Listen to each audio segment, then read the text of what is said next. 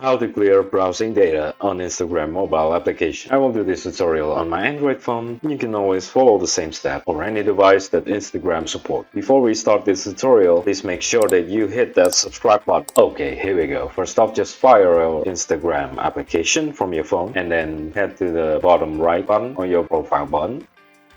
Choose the three lines icon on the top right.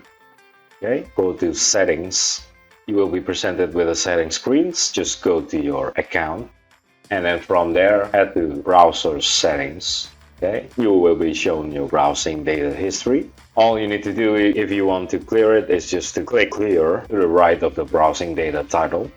Show you a confirmation dialog. If you wanted to proceed, then just clear browsing data.